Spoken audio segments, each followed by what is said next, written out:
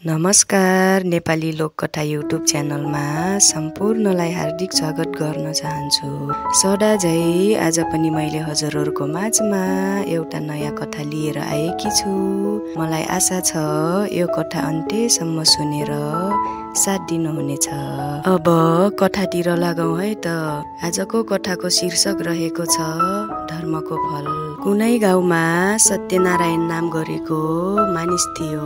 उसको जस्तो नाम थियो स्वभाव पनि उस्तै थियो।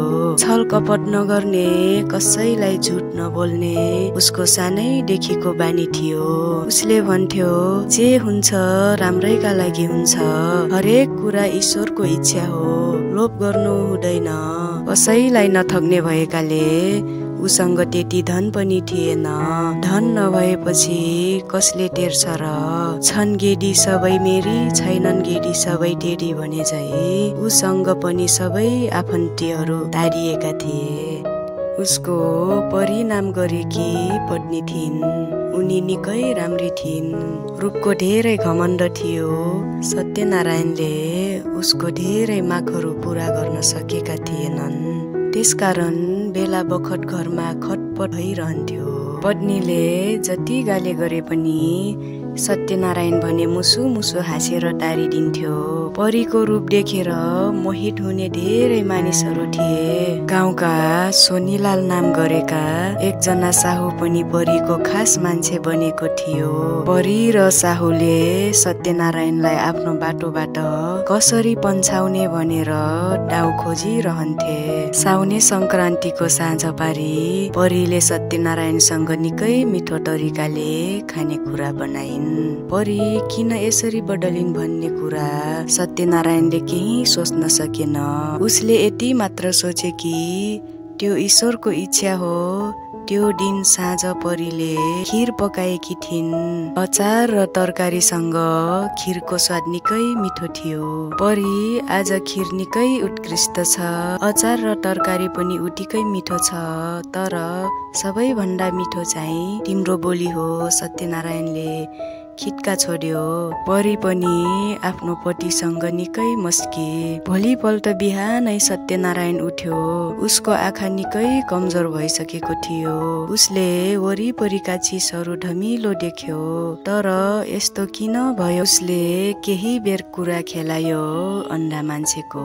उसले सोच्यो ईश्वरको इच्छा हो।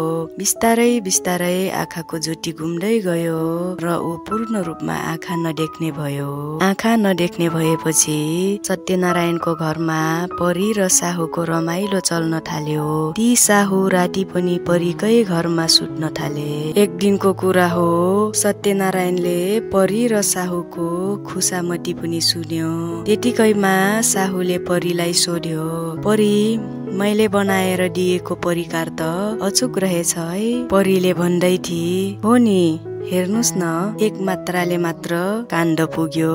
अब उसलाई के को दिन के को रात। त्यसपछि सत्यनारायणले आफू अन्धो हुनुको रहस्य पत्ता लगायो। रहस्य थाहा पाए पनि उसले परी र साहुलाई भने दोष दिएन। ऊ मन मनै भन्थ्यो उसको मनको इच्छा हो। रहस्य थाहा पाए पनि उसले परी र साहुलाई भने दोष दिएन। ऊ मन मनै भन्थ्यो यो सबै ईश्वरको इच्छा हो, त्यसैले यो सबै भइरहेको छ। एक साँझ सत्यनारायण छामछाम छुमछुम गर्दै लोटा लिएर चर्पी बस्न निस्केको थियो। चर्पी गएर फर्किँदा ऊ गलत बाटोतिर लाग्यो। यसरी जाँदा जाँदा ऊ एउटा कुवामा पुग्यो। कुवाको माथितिर एउटा ठुलो तिदुको रुख थियो। त्यो रुखबाट सत्यनारायणले मानिसहरू बोलिएको आवाज सुन्यो। त्यसपछि ऊ कान थापेर निकै चनाखो भएर सुन्न थाल्यो। आवाजले भन्दै थियो, यो गाउँमा पापीहरू कति छन् त? देवदूत, यस गाउँमा पापीहरू 7-8 जना छन्। सबैभन्दा पापी चाहिँ सत्यनारायण भन्ने मान्छेको स्वास्नी परी र उसँग पल्किएको साहु। परीले पापीसँग मिलेर सत्यनारायणलाई कुरालाई विषालेको खीर दिएर अहिले सत्यनारायण अन्धो भएर बसेको छ। देवदूतले भनिरहेका थिए, त्यो सत्यनारायणले पूर्णिमाको साँझमा यो कुवामा आएर मुख धोएर आकाशतिर फर्कियो भने अवश्य पनि चन्द्रमाको दर्शन गर्न सक्नेछ। तर यो कुरा ऊ कहाँ कसरी पुर्याउने? देवदूतले भने, त्यसको चिन्ता नगर, म व्यवस्था गर्छु। उनीहरू बोल्दै गरेको सत्यनारायणले चनाखो भएर सुन्दै थियो। अनि यो ठाउँमा धर्मको पक्षमा रहेर दुःख पाउनेहरू को छन्? ईश्वर यो देशको राजकुमारी पनि साह्रै दुःखमा छिन्। उनी बोल्न नसक्ने भएकी छिन्। यस्तो भएको पनि 1 वर्ष जति भइसक्यो। देवदूतले सुनाए, लौ त्यसो भए यसको रहस्य पनि पत्ता लगाउनु। भोलि फेरि साँझपख म यही आउनेछु अनि कुराकानी गरौँला। यति भनेपछि देवदूत र आकाश देवताको शब्द हरायो। सत्यनारायणले आफू कुवामा पुगेको कुरा पनि थाहा पायो। उसले फर्किने भेउ पनि पायो, किनभने त्यो कुवामा उसले आफ्नो बाल्यकाल बिताएको थियो। ऊ छामछाम छुमछुम गर्दै घर गयो। ऊ घरमा पुग्दा परी र सोनीलाल गफमा मस्त थिए। उसलाई सम्झेर कहाँ जानुभयो भन्ने त उसको एउटी सानी छोरी मात्र थिइन्। त्यसपछि सत्यनारायण कहिले भोलिको साँझ पर्ला र राजकुमारीको विषयमा हुने कुरा सुनाउला भनेर बस्यो। समय नहो बितिहाल्यो। ऊ भोलिपल्ट पनि साँझ नपर्दै कुवातिर जान हिँड्यो। ऊ कुवा भन्दा निकै पर बस्यो। बिस्तारै वनपाखामा किराहरू कराउन थाले। उसले साँझ भएको अनुमान गर्यो र कुवाको नजिक गयो। त्यसको केही समयमा नै अघिल्लो साँझमा जस्तै गरेर आकाश देवता र देवदूतको वार्तालाप सुरु भयो। देवदूत, तिमीले पत्ता लगायौ त राजकुमारीको दशा किन बिग्रेको रहेछ? त्यसपछि देवदूतले भने, पत्ता लगाए सरकार। अनि के रहस्य रहेछ त? दरबारकै मन्त्रीको छोराले उनलाई मन पराउँदो रहेछ। तर राजकुमारीले भने मन पराइनन्। अनि मन्त्रीको छोराले साधना गर्ने तान्त्रिकसँग मिलेर उनको बोली खोसेको रहेछन्। देवदूतले सबै कुरा सुनाए। पूर्णिमाको साँझमा यो कुवामा नुहाएर पवित्र जल लिएर उनलाई छेपिदियो भने उसको बोली खुल्नेछ। यो रहस्य कसलाई र कसरी सुनाउने व्यवस्था मिलाऊ। भोलि नै पूर्णिमाको दिन हो। सत्यनारायणले सबै कुरा सुन्यो र त्यो काम आफूले पुरा गर्न पाए हुन्थ्यो भन्ने कुरा मनमा लाग्यो। यति सोचेर ऊ त्यहाँबाट हिँड्न थाल्यो। 1-2 पाइला मात्र केही नभ्याएका थिए। कसैले उनलाई पछाडिबाट च्याप्प समात्यो। ऊ पटक्कै डराएन। हजुर को हुनुहुन्छ? हजुरलाई मेरो खाँचो किन पर्यो? सत्यनारायणले दुवै हात जोडेर भन्यो। म देवदूत हुँ। तिमीले आफ्नो मुक्तिको मार्ग सुनेका छौ। म र देवता बीचको सबै सुनेका थियौ होइन? देवदूतले सोधे। त्यसपछि सत्यनारायणले भने, सुनेको हुँ प्रभु। तिमीलाई सबै सुनाउनको लागि मैले शौचालयबाट यहाँसम्म ल्याएको हो। तिम्रो कल्याण होस्। यति भनेर देवदूत आफ्नो बाटो लाग्यो। सत्यनारायण पनि आफ्नो घरतिर लागे। पूर्णिमाको साँझ सत्यनारायण अम्खोरा लिएर कुवातिर निस्क्यो। त्यसपछि उसकी पत्नी र नाठोलाई शङ्का लाग्यो। उनीहरू पनि चियो गर्दै उनको पछि पछि लागे। सत्यनारायण छामछाम छुमछुम गर्दै कुवामा पुग्यो। त्यसपछि उनले बिस्तारै पानी निकाले र नुहाउन थाल्यो। त्यसपछि परी र शोभिलाल साहु सल्लाह गरे, यसलाई यही कुवामा ढकलिदेऊ ताकि दुनिया सम्झौन् कि यसलाई आँखा नदेखेर कुवामा झरेर मर्यो। अनि सोनीलाल साहुले सत्यनारायणलाई कुवामा धकेलिदियो। सत्यनारायण पनि छम्ल्याङ गर्दै कुवामा डुब्यो र उनीहरू भने घरतिर लागे। यसरी कुवामा डुबेर सत्यनारायणसँग स्वतै स्फूर्ति सञ्चार भयो र ऊ ब्रुक्क उफ्र्यो र बाहिर आयो। आश्चर्य, उसले आकाशमा मुसु मुसु हाँसिरहेको गोलो चन्द्रमाको दर्शन पायो। हे प्रभु, म धन्य भए, मेरो आँखा खोलिए, तपाईलाई कोटी कोटी नमस्कार। सत्यनारायणले चन्द्रमाको दर्शन गर्यो। उसले देवदूत र ईश्वरलाई पनि धन्यवाद दियो अनि अम्खोराबाट पानी लियो र त्यसपछि सरासर दरबारको बाटो जान भनी हिँड्यो। यसरी जाँदा जाँदै ऊ भोलिपल्ट मात्र दरबार पुग्यो। दरबारका पालेहरूले उसलाई भित्र जान भने दिएनन्, किनभने देवदूत र ईश्वरको भनाइ अनुसार ऊ केही बोल्न हुँदैन थियो। त्यसपछि उसले केवल इसाराले बोल्यो, राजकुमारीको उपचार गर्न चाहन्छु।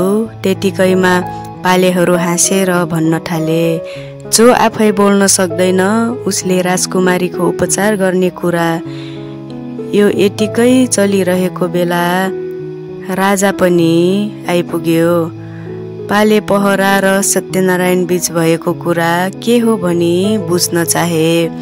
त्यसपछि सत्यनारायणले राजकुमारीको उपचार गर्न आएको भनेर इसारा गरे। राजा पनि उसको कुरा सुनेर हाँस्न थाले, किनभने आफै बोल्न नसक्ने राजकुमारीलाई बोल्ने बनाउन आयो भन्दा पट्याउन गाह्रो थियो। राजा र सत्यनारायणको इसारा चलिरहेको बेलामा राजकुमारी पनि आफ्नो आमासँग त्यही आइपुगिन्। त्यसपछि राजाले भन्यो, मेरो छोरी अर्थात् तिमीले उपचार गर्ने भनेको राजकुमारी यिनै हुन्। त्यसपछि सत्यनारायणले अम्खोराको जलको केही भाग आकाशतिर फर्कायो र देवदूत र ईश्वरलाई सम्झियो अनि राजकुमारीलाई अभिषेक गरिदियो। जलले अभिषेक गर्न साथ राजकुमारी भुइँमा लडिन् अनि चिच्याइन्। आछु, जाडो भयो। यस्तो चमत्कार देखेपछि राजा र रानीको खुसीको सीमा नै रहेन। राजकुमारी बोल्ने भएपछि सत्यनारायण पनि बोले। राजाले सत्यनारायणलाई दरबारभित्र जान अनुरोध गरे, तर उनले भनेपछि आउने कुरा राखेर दरबारबाट हिँडे। घरमा उनी पुग्दा परी र सोभिलालको प्रेम लीला चलि नै रहेको थियो। उनीहरू त सत्यनारायण मरे होला भनेर ढुक्क भएका थिए। तर जब सत्यनारायणलाई हिँडेर घरमा आइरहेको देखे, दुवैजनाको साटो गयो र उनीहरू भूत आयो भन्दै चिच्याउन थाले। त्यतिकैमा सत्यनारायणले डराउन पर्दैन, म भूत होइन भनेर भन्यो। त्यसपछि भाग्न लागेका उनीहरू पनि टक्क अड्डिए। सत्यनारायणले भन्यो, तिमीहरूले मलाई मार्न भनी कुवामा ढकेल्यौ। कुवामा डुबेपछि म त झन् लक्का जवान पो देखिए। मेरो आँखाको ज्योति पनि फर्कियो। त्यसपछि सोनीलाल र परी पनि अझै जवान देखिने उपाय थाहा पाइयो भनेर मक्ख परे र साँझ पख भएपछि दुवैजना कुवामा हाम फाले। केही बेरमै उनीहरूलाई कुनै दैविक वनले कुवाबाट पर फालिदियो। तर उनीहरू झन् बुढाबुढी भएका थिए। भोलिपल्ट दुवैजना रुँदै सोनीलालको घरतिर लागे। उता सत्यनारायण एका बिहानै उठेर कुवामा गयो। नुहाएर देवदूत र ईश्वरको प्रार्थना गर्दै थियो। राजाका सिपाहीहरू सत्यनारायणलाई समाते। त्यसपछि उनले सोधे, मलाई किन समात्यौ? अनि सिपाहीहरूले जवाफ दिए, राजाले तिमीलाई दरबारमा हाजिर गर्नु भनेका छन्, त्यही भएर तिमीलाई लिन आएको हो। त्यसपछि सत्यनारायणलाई सिपाहीहरूले दरबारमा पुगाए। दरबारमा पनि उनको भव्य स्वागत भयो। पुगेकै भोलिपल्ट सत्यनारायणको विवाह राजकुमारीसँग भयो। राजाले सत्यनारायणलाई मन्त्रीको पद दिलाए। त्यसपछि सत्यनारायणले आफ्नो छोरीलाई पनि दरबारमै झिकाएर सुखपूर्वक जीवन बिताउन थाले। यसै गरी यो कथा यही अन्त्य भएको छ। हजुरहरूलाई आजको कथा कस्तो लाग्यो? यदि मन पर्यो भने लाइक, कमेन्ट र सेयर पनि गरिदिनुहोला र यस नेपाली लोककथा युट्युब च्यानललाई अझै सब्सक्राइब गर्नुभएको छैन भने प्लिज सब्सक्राइब गरेर सपोर्ट गरिदिनुहोला। यति भन्दै आजको लागि बिदा हुन चाहन्छु। आगामी दिनमा फेरि यस्तै कथाहरू लिएर आउने नै छु। हस्त नमस्ते।